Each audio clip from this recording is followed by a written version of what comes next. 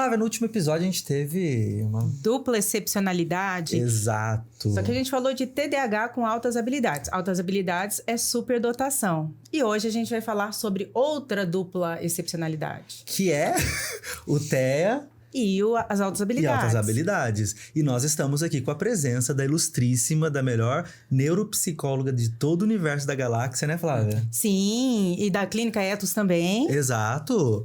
Manu. Gente, ninguém falou que eu sou a única, né? Só falou que eu sou a melhor. Porque eu sou a única da Ethos. Ah, tá. Mas quem focou na Ethos foi a pessoinha aqui do meu lado. Eu, no caso, falei que você é do universo. Falou do universo. Todas as galáxias. Então se houverem outras galáxias com neuropsicólogos, então entendeu? tá ótimo. Tudo bom, gente? Tudo bem, Manu? Um prazer enorme estar aqui novamente com vocês. E vamos falar, né? Que a gente tá aqui para falar de dupla excepcionalidade. Dessa vez... com outro perfil, um pouco diferente do que a gente viu lá atrás. Que foi o caso até da Carol, quando ela veio aqui, né? Quando a gente trouxe uma mãe de autista para falar. O Sávio, ele tem, né? Ele tem tanto as altas habilidades... Quanto o TEA, né? Suporte 1. Sim. Então, Manu, vamos começar com o bem básico mesmo, conceitual. Me explica para as pessoas o que é essa condição TEA e também de altas habilidades. Gente, vou fazer uma coisa diferente, já que eu tô abusando um pouco desse meu lugar aqui. Pode abusar, bastante. Que delícia, Manu! Eu vou falar sobre altas habilidades, mas eu vou deixar com a Flávia sobre o transtorno do espectro autista. Porque ela arrasa. Pode deixar então, vamos tentar. A Flávia arrasa em tudo, gente. Vou deixar pra ela explicar. Por que estão rasgando tanto cedo? Ela arrasa assim? Corações. Assim é bom, hein? Assim é bom, hein? Então, eu vou falar de altas habilidades. É um indivíduo que tem uma habilidade, né? Um funcionamento acima do esperado. Ele é algo, assim, essa função, né? É algo caracterizado como extraordinário. É algo que sai daquilo que é considerado normal, né? Um funcionamento, mesmo que um funcionamento amplo, porém dentro da normalidade. Aquele indivíduo, ele utiliza de algumas formas, algumas habilidades para fazer com que aquela função ela fique muito diferenciada em relação aos demais, né? Podendo ser uma única função, mais de uma função. Então, aquele indivíduo que vai na ginástica, no esporte, ele vai trazer resultados muito diferentes, né? Aquele indivíduo que intelectualmente ele performa, ele resulta de uma forma muito melhor. Esse é o indivíduo que tem uma habilidade extraordinária. Sim. Né? E aí dá pra gente falar, toda vez eu falo de uma forma diferente, mas é pra gente ir entendendo, né? Que a gente precisa dessa funcionalidade melhor, mais acima intensa. De 90%. Acima de 90% quando a gente fala... Comparado às outras quando pessoas. Comparado aos demais, mesmo que seja num grupo de alta performance, né? Então, ele tem que resultar melhor do que os demais. Tá. Então, eu vou falar do transtorno do espectro autista. Flávia, fala pra gente. Transtorno do espectro autista é uma condição de uma dificuldade persistente de funcionamento social e dos relacionamentos sociais. Normalmente também com um comportamento mais restritivo, mais repetitivo, com normalmente uma rigidez mental, né? E essa condição tem que é de neurodesenvolvimento, tem que começar antes, assim, ter essa condição antes dos 3 anos de idade, para ser considerado transtorno do espectro autista. Mas, como é essa condição, Manu, se a pessoa tem altas habilidades? Pois é. Então, a gente falou no episódio anterior, né? Quando a gente fala de dupla excepcionalidade com TDAH, a gente falou sobre uma coisa importante, né? Quando a gente fala de dupla excepcionalidade, a gente está falando de um transtorno do neurodesenvolvimento associado a uma altas habilidades. Então, é aquele indivíduo que tem um prejuízo funcional e, ao mesmo tempo, tem uma função extraordinária. Como que a gente faz, né? Como é que funciona a cabeça de um indivíduo assim? Então, tanto no episódio anterior com o TDAH, quanto hoje o que nós vamos falar que é do transtorno do espectro autista, quanto qualquer outro transtorno do neurodesenvolvimento, né? A gente tem uma ampla funcionalidade e uma dificuldade funcional. Por exemplo, aquele indivíduo que tem um transtorno de aprendizagem, por exemplo, aquele indivíduo que tem, de repente, algum transtorno de linguagem. E agora a gente vai falar de TEA. Então, altas habilidades no TEA é algo com que é a mesma frequência que acontece altas habilidades nos neurotípicos? Então, altas habilidades naquelas pessoas que não têm, né, nenhum prejuízo funcional, já é difícil acontecer, mas é um padrão de funcionamento muito mais possível do que o de dupla excepcionalidade. Por quê? A gente precisa, dentro de altas habilidades, uma palavrinha específica. É identificar aquela habilidade acima em relação aos demais. Se o indivíduo tem um prejuízo, a tendência é que aquele prejuízo mascare, atrapalhe, né? Aquela alta funcionalidade, prejudique aquela alta funcionalidade. Então, a facilidade com que a gente observa isso é muito menor do que aquele indivíduo que tem um padrão de funcionamento que dá para a gente olhar sem nenhum prejuízo, né? A tendência daquele padrão de funcionamento sem excepcionalidades juntas, né, é muito mais simples e fácil de observar do que na dupla excepcionalidade. Por exemplo, no TEA, né, o paciente normalmente tem uma tendência a um hiperfoco, a ter uma atenção mais restrita a algum... E ter também interesses, né? Muito específicos. Nessa situação, né? De ele ter essa condição com alta capacidade cognitiva, isso não pode gerar aí algo muito positivo, Manu? Então, ele tem o padrão de funcionamento, embora seja um padrão de funcionamento que a gente consegue achar que pode ter algumas facilidades, porque é um indivíduo que, pelo menos, ele não vai ter prejuízo de concentração, ele não vai ter prejuízo atencional, ele vai ter outros prejuízos, mas são prejuízos voltados para a questão social, e os prejuízos sociais dentro da funcionalidade do dia a dia prejudicam significativamente, até eu demorei para falar, significativamente. A gente pode treinar aqui, mano. O padrão de funcionamento daquele indivíduo, né? Porque, assim, é um pouco diferente do funcionamento anterior, em que a gente falava que os prejuízos são de memória, atencionais, etc. Aqui os prejuízos são sociais de comunicação. Né? E aí a gente vai ter um padrão ainda mais complexo, né? Não vou colocar ali qual que é pior ou qual que é melhor, mas é um padrão mais complexo, porque a tendência é conseguir olhar mais a questão cognitiva. Mas eu fico pensando numa questão de potencializar a questão de altas habilidades, no sentido de alguém que já tem um padrão mais específico, mais... Que tem mais um interesse mais restritivo, entendeu? De repente, ele fica muito bom em matemática. Ele vira o especialista. Ele fica muito... Aí é o que vai se tornar, de repente, aqueles gênios de algum assunto... Que é o que...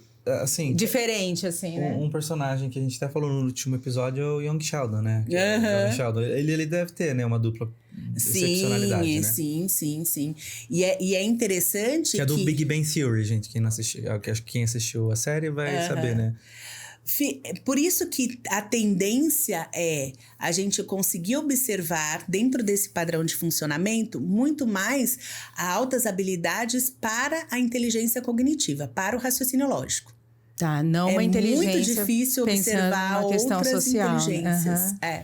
Por exemplo, né, existe um comentário, a gente não sabe, eu não vou diagnosticar ninguém à distância, ninguém famoso, mas existe um comentário que falam que o Messi... Sim, parece que tem uma dupla excepcionalidade.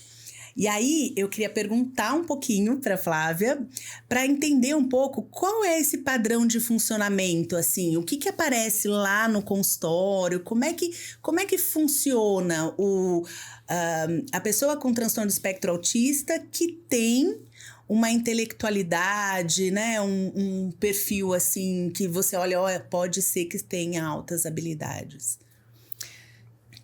Então, Manu, eu acho que a gente já percebe que é um paciente que tem um padrão de raciocínio, de produtividade mental muito mais aflorada. Você conversa com a pessoa, percebe assim que ele é muito rápido, a pessoa muito criativa. Mas assim, e quando a gente acaba desconfiando que essa pessoa também possa ter o TEA, fica bem naquilo que a gente falou, naquele outro episódio sobre que falou só de altas habilidades. Que altas habilidades têm normalmente uma dificuldade de socialização, mas é por falta de interesse. Como a pessoa é muito acima, pensa de uma maneira muito...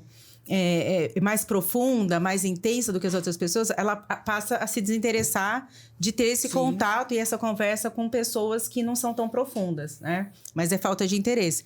Quando eu percebo que é uma pessoa, assim, extremamente inteligente, brilhante, mas que normalmente tem essa questão de dificuldade de socialização, mas não é por essa falta de interesse, mas por uma inabilidade, né? Que vem desde a infância, que é uma dificuldade de comunicação, porque dificuldade de comunicação não necessariamente é uma dificuldade de passar informações, né? De ter uma linguagem boa. Mas se tem dificuldade de compreender o outro, de se comunicar, de se conectar, aí normalmente a gente acaba pensando nessa dupla excepcionalidade. E normalmente... faz uma avaliação muito da parte clínica, da história clínica, da infância, do desenvolvimento, da histórico escolar, de como ele sempre lidou, das estereotipias, né? Principalmente das camuflagens, porque normalmente uma pessoa assim, acima da média em inteligência e que tem TEA, teve uma capacidade muito grande de camuflagem, né? E aí eu encaminho também para Manu, para você, né? Que a gente acabou tendo alguns pacientes assim, para essa avaliação. Interessante. Mas é bastante raro, né? É bem raro ter não é comum.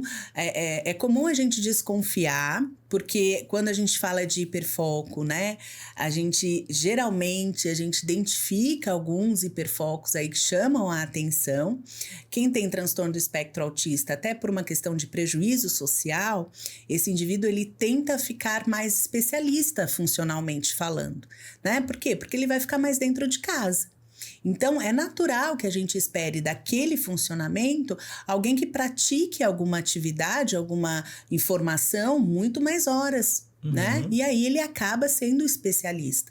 A gente precisa tomar um pouco de cuidado com esse perfil, né? Que ele vai para dentro de casa e aí ele treina mais com aquele indivíduo que, de fato, ele consegue se desenvolver muito melhor. Esse indivíduo, a diferença é o resultado. Aquele exemplo que a gente falou, né? Sobre eu chamei de peso, gente. Eu conheço tanto academia. São halteres, né? Halteres. Então. Eu tenho um paciente que no CrossFit tem outro nome que eu esqueci. Mas eu vou falar peso. Eu vou lembrar aqui qual que é o nome. Ele conhece os tipos de peso, ele conhece as barras, ele sabe tudo, mas ele não vai na academia. Ele não vende esses halteres, esses pesos, não sei. Então, assim, ele conhece, né? Ele sabe tudo, porque ele teve interesse, porque ele viu alguém usando, enfim.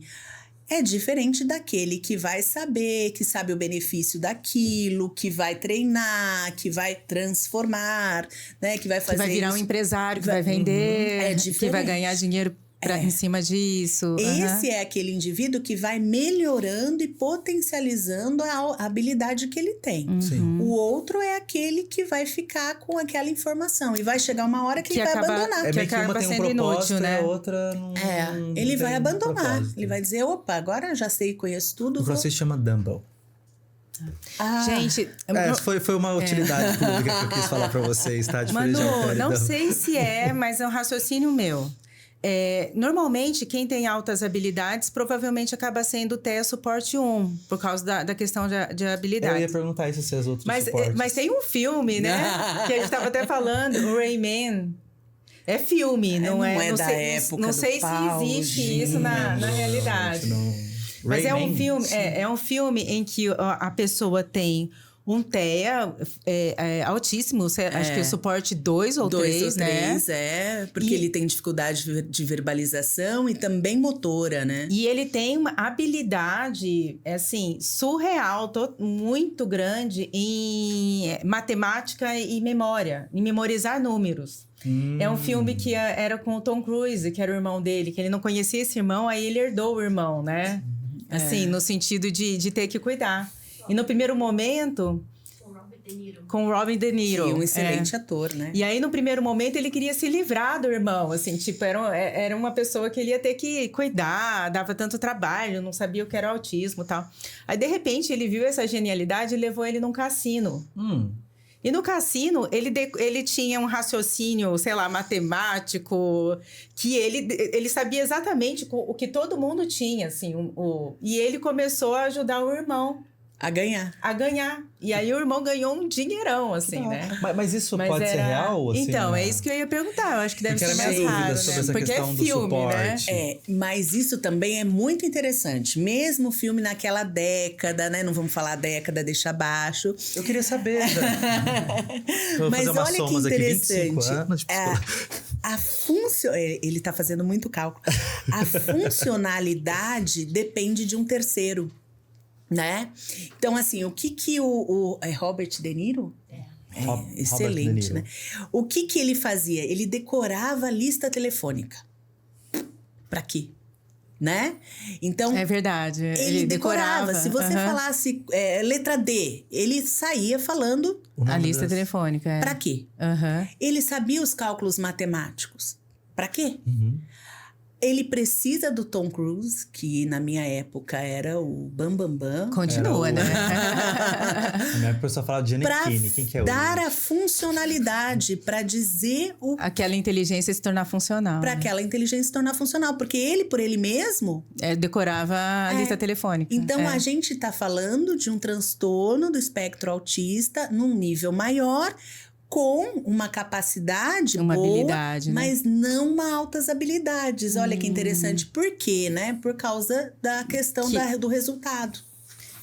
Um resultado na mão de uma pessoa nos dois virava altas habilidades juntos. Porque precisava Você juntava as duas inteligências ali. Precisava de um terceiro social. Dustin Hoffman. Não é? Dustin Hoffman. Mas é bom também. Muito bom. Aliás, era tudo da mesma época. Tudo da mesma época, né? Era tudo um pãozão. 1989. 89. Eu nasci em 88. Ô, Manu, vamos falar... Pra quê, né? Manu, vamos falar do diagnóstico, da parte clínica? Mais uma segunda parte? Vamos lá. Vambora. Vamos lá, roda VT. Tem VT mesmo, né?